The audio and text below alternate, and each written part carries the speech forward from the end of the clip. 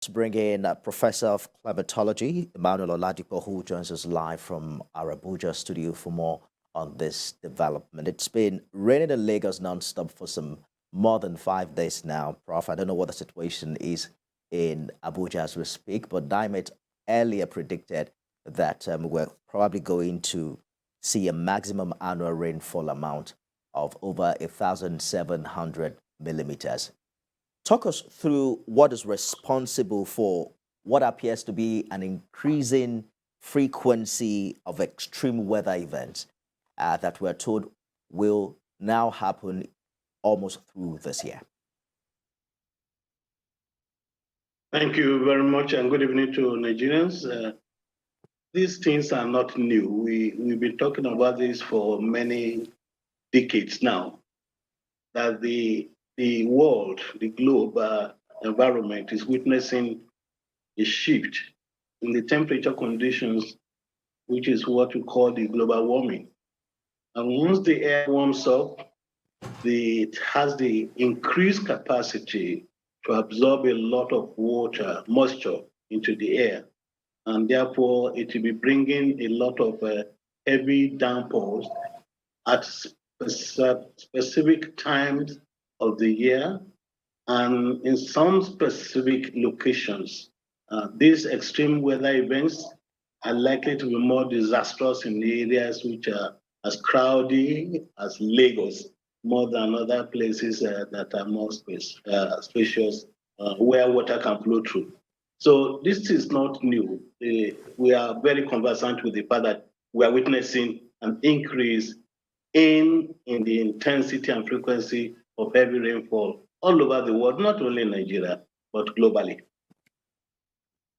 Indeed, Prof. But when you look forward, perhaps you begin to consider what the fear of many Lagosians are. The sea level is increasing, and Lagos needs to stay afloat. Already, some casualties have been recorded as a result of the flood. What do you think we need to do differently now? Again, I keep on repeating, and we have the same challenge like we have in our national development. We talk, we listen, but we don't do anything. It is not really fair for any government or any people or individuals living around Lagos to claim ignorance that the rains of June, July, and part of September are usually very heavy and will cause a lot of flooding. What has gone wrong is that we have done very bad planning, and we have constructed all these buildings and infrastructure in many areas that we should have left open to allow the water to flow when it floods. People are having the impression of being given the impression as if there were no rivers in Lagos, there were no streams when we started to develop Lagos.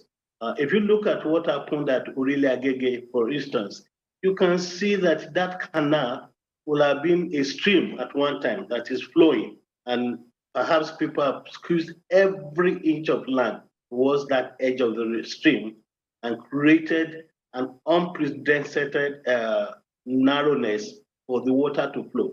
And I understood, I wasn't there, but I understood that even the government tried to demolish quite a number of buildings along that canal in February this year, but never completed it. When you have abandoned projects like that, when you know that the rains will come in June and heavy in July and part of September, and you leave all these things to the last moment, and then we just keep on talking every year that we are sorry, people are dying, people are this, and we're going to do that.